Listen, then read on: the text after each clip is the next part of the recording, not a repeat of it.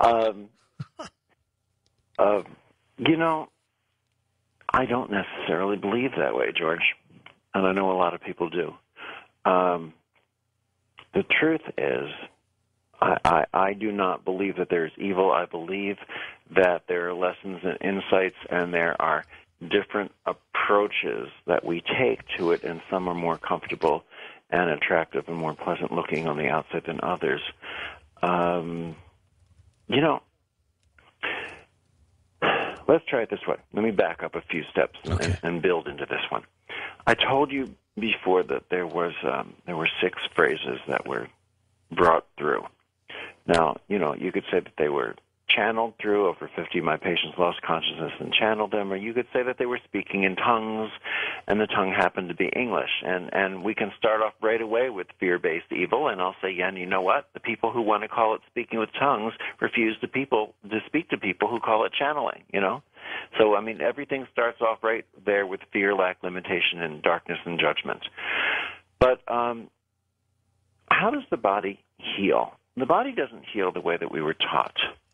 The body heals through frequency, vibration, resonance, information.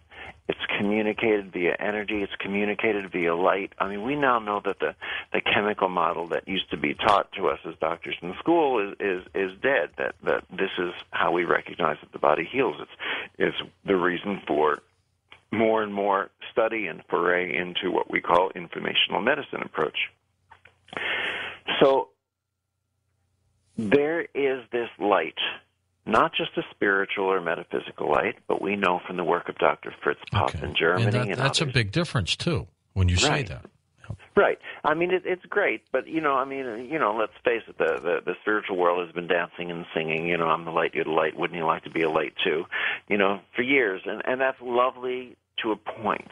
But now, also finding that science has caught up and discovered this gives it a little more substance in a certain way, or shall I say it allows a certain larger percentage of society to choose to accept this and see it differently. And so Dr. Fritz Popp in Germany was one of the first people who discovered that the DNA in each of our cells emits a specific level of light. It's specific to human beings, different than the ones in cows or goats or donkeys or goldfish. And the general consensus for people studying this light emanation from the DNA is that when our health is diminishing, the light is dimming. When our health is coming back up, the light is coming back up. Now, it's not quite that simple. There's variation to that. As a matter of fact, if you try to overly shine a light on that light to increase the amount of light coming through it, and you take that source away, it will actually come back down to its optimum level. But generally speaking, health is down, the light is down, health is up, the light is up. Now, this light, what role might this light play in our body, in our healing? Let's look at Dr. William Tiller's work. He's known most famously for the Tiller-Einstein model of negative entropy. Now, that sounds like a big, confusing mouthful, but if we break it down, it isn't. Tiller means William Tiller. Einstein means Albert Einstein. Model means it's a model. Entropy is the natural tendency for things to fall apart, to fall into disorganization or disarray. I mean, if you stare at a wooden table long enough, it will eventually become a pile of dust. It's saying you can be around that long to see it. Everything has the tendency to fall into entropy. The only thing, or the main thing that increases entropy is speed. Higher velocity, higher movement increases the entropy. So the Tiller-Einstein model of negative entropy demonstrates when entropy goes into the negative or the reverse state. In other words, what was discovered is that at the speed of light, entropy reverses itself. Entropy becomes negative entropy. Degeneration becomes regeneration, or disorganization, reorganization. So as our tissues regenerate and reorganize, then this is a potential role that is played in our ongoing continuous healing and regeneration process of the human body. It allows us to experience our lifespan with a design that, if it functions smoothly without interference, that we're designed optimally to live about 120 years, and we are moving in that direction, I believe. We're inching there. We're getting there. We're inching there. Yeah, we're inching there. So I believe in what I like to call the one cause theory in relationship to health. Explain that. Right. The one cause theory, meaning that there's really, for everything else we look at, one basic essential cause to when we fall away from perfect health, to when we have health challenges. And that is that on some level we have temporarily forgotten that we are that light. Mm-hmm. We've temporarily forgotten who we are. And all we really need to do is to remember that. Now, we can do this in very many ways.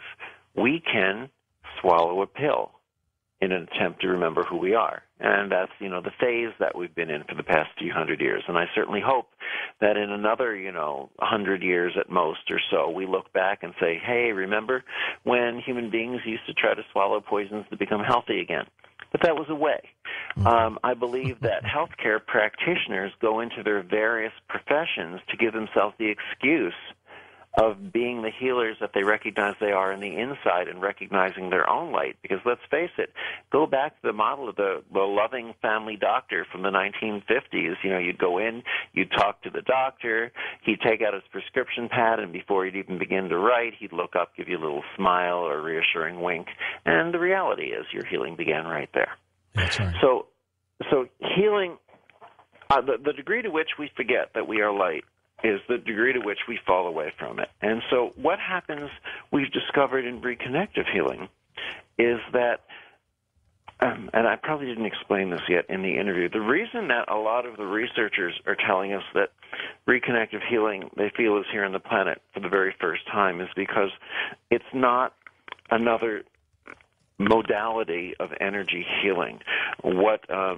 What they've explained to us, I believe Konstantin Karatkov and I believe William Tiller too and others have explained that this is its own field, its own genre of healing, which is so large and comprehensive that it includes all of the subsets of energy, all of the techniques of energy that we've known up until now.